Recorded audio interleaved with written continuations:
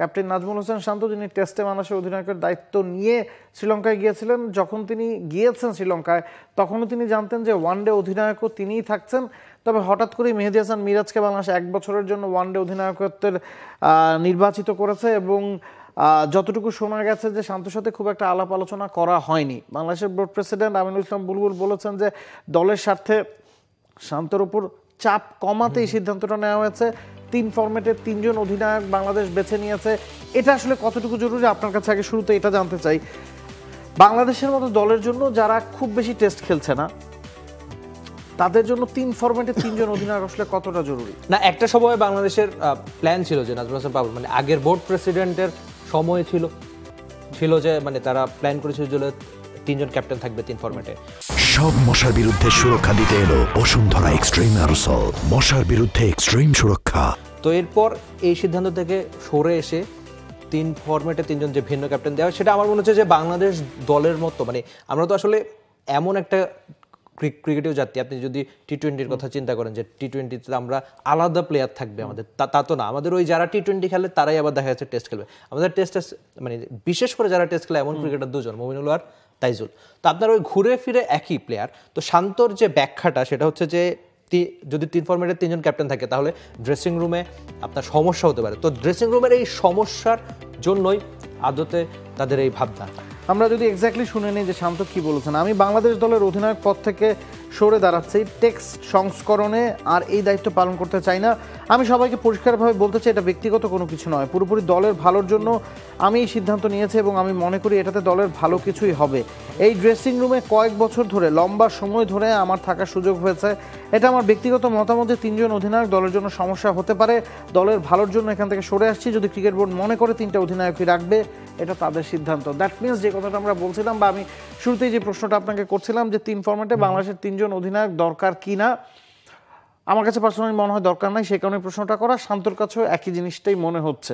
না, আমার কাছেও তাই মনে হয়। ওই যেটা একটু আগে বলছিলাম যে আমাদের আসলে অনেক বেশি ক্রিকেটার নাই যে ভিন্ন ভিন্ন ফরম্যাটের খেলা হয়। তো ড্রেসিং রুমে আপনি স্বাভাবিক একজন মানুষের ভাবনা কখনোই এক হবে না, আলাদা আলাদা ভাবনা থাকবে, আপনার ক্যাপ্টেনের ভাবনা আলাদা থাকবে। তো আপনি যখন প্ল্যান করবেন যে আচ্ছা ঠিক আছে আমি এই ক্রিকেটার থেকে এই ক্রিকেটার বা এই বোলারকে আমি ব্যাক করছি, ঠিক আছে সে হয়তো টি-20-তে ভালো করছে না, ঠিক আছে আমি তাকে অন্য একটা ফরম্যাটে বাজিয়ে দেখতে পারি। তো তখন ওই ক্রিকেটারকে আপনি হয়তো যুক্তি দিতে পারবেন যে আচ্ছা ঠিক আছে আমরা তো হয়তো এর টি-20-তে ভালো যাচ্ছে না, ওয়ানডেতে ভালো যাচ্ছে, আমি একটু ওরা ব্যাক করি। তো সেই ব্যাক করার সুযোগটা তো আপনি ক্যাপ্টেন হিসেবে পাবেন না। এখন যদি বাংলাদেশের টেস্ট ক্যাপ্টেন কে হবে সেই প্রশ্ন আপনাকে করা হয়, উত্তর কি আসতে পারে? লিটন দাস টি-20 অধিনায়ক, ওয়ানডেতে তাকে দলে ফেরানো হয়েছে, তিনি তেমন কোথাও জায়গাটা নড়বড়ে। ওয়ানডে ডিপিএলেও তিনি মাত্র 6টা ম্যাচ খেলেছেন এবং ওয়ানডেতেও তার জায়গাটা নড়বড়ে। টি-20-তেও তিনি ক্যাপ্টেন হলেও খুব ভালো পারফরমেন্স তার গেল 1-1.5 বছর ধরে নাই।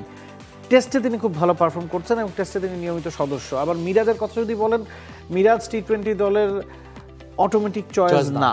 টেস্টে এবং টেস্টে এবং ওয়ানডেতে তিনি হয়তো অটোমেটিক চয়েস। তার মানে আপনাকে 2 জন ক্যাপ্টেন রাখতেই হচ্ছে। সেক্ষেত্রে ওই ক্যাপ্টেন 2 জন লিটন এবং মিরাজ হওয়ার সম্ভাবনাই বেশি। এখন টেস্ট ক্যাপ্টেন্সিটা লিটনও পেতে পারেন, মিরাজও পেতে পারেন, ব্যাপারটা তো তাই দাঁড়াচ্ছে।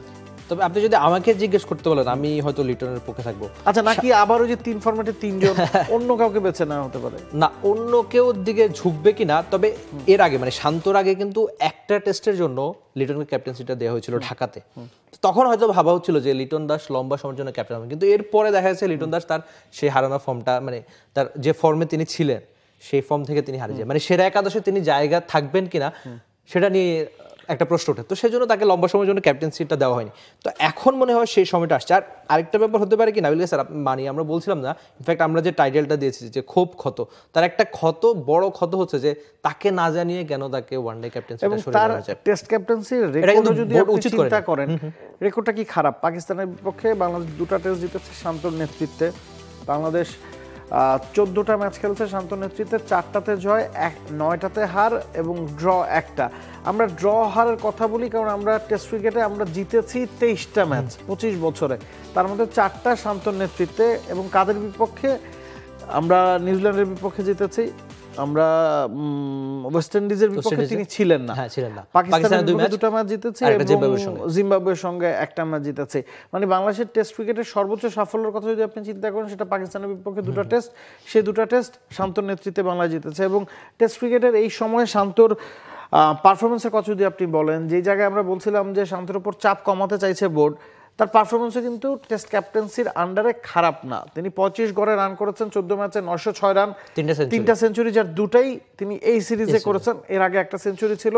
তো সব মিলিয়ে টেস্টের প্রেশারটা যে তার উপর চড়ে বসছিল ব্যাপারটা তাও না। এবং শান্ত নিজেই আসলে ক্লিয়ার করেছেন যে 3 ফরম্যাটে 3 অধিনায়কের বিষয়টাতে তিনি একমত নন। তবে নাবিল স্যার আরেকটা দিক হতে পারে, আমি যতবারই ক্যাপ্টেন্সি শুধু শান্তর সঙ্গে কথা বলেছি, তিনি বারবার একটা কথাই বলেছেন যে তিনি ক্যাপ্টেন্সিটা এনজয় করেন। আর মানে প্লেয়ারদের যে ব্যাক করার ব্যাপার, এই বিষয়টা যতজন ক্যাপ্টেনকে যখনই দায়িত্ব যে শুধু বাংলাদেশ না, থাকে না যে মানুষের একটা ক্ষোভ ক্ষত, ঠিক আছে আমি হয়তো এটা চাচ্ছি এটা হচ্ছে না, মানে বাংলাদেশে যেটা থাকে আর কি, যে ক্যাপ্টেন্সির বদলটা নিয়ে। তো হয় কি, শান্ত সবসময় ক্যাপ্টেন হিসেবে, মানে তিনি ক্যাপ্টেনই হতে চেয়েছেন, তার মধ্যে এই ব্যাপারটা ছিল। আপনি যদি তার ক্যারিয়ারের শুরুর দিকটা চিন্তা করেন যে তিনি সেরা একাদশের জায়গা পাবেন কিনা, বা তাকে নিয়ে ট্রল কেন হতো, তিনি রানই করতে পারতেন না। তো সেই রান করার অধ্যায়টা বাদ দিয়ে তিনি আচ্ছা ঠিক আছে 3 ফরম্যাটে জায়গা পোক্ত করেছেন, ক্যাপ্টেন হয়েছেন, তো তখন না যদি তার যে সময়টা তিনি এনজয় করার, বা এই যে তিনি মানে তিনি যে পেসারদের ব্যাক করছেন, সেই পেসারদের যখন তিনি খেলাবেন, ভালো পারফরমেন্স আশা করবেন, তখনই তাকে আবার ক্যাপ্টেন্সি থেকে সরিয়ে দেওয়া হয়েছে একটা ফরম্যাটে, আরেকটা ফরম্যাটে এই জন্য তিনি সরে দাঁড়িয়েছেন। বলেছি বাংলাদেশের নতুন টেস্ট ক্যাপ্টেন আসলে কে হন, লিটন এখন দায়িত্বে আছেন, টি20 মিরাজকে ওয়ানডের দায়িত্ব দেওয়া হয়েছে। এবং যদি 3 ফরম্যাটে আপনি 3 জন অধিনায়ক চান, হয়তো নতুন আরেকজনকে দায়িত্ব দিতে হবে, এবং সেই পরিমাণ ক্যান্ডিডেট কিন্তু বাংলাদেশ ক্রিকেট বোর্ডের হাতে নাই। সে কারণে আসলে হয়তো ভাবা হচ্ছে মিরাজ বা লিটনের কাউকেই টেস্টের ক্যাপ্টেনটাও দেখা যেতে পারে সামনের দিনে। For more updates, subscribe to our YouTube channel and click on the bell icon. Follow us on Facebook and Instagram. Download T-Sports app to enjoy exciting games and highlights. Visit tsports.com.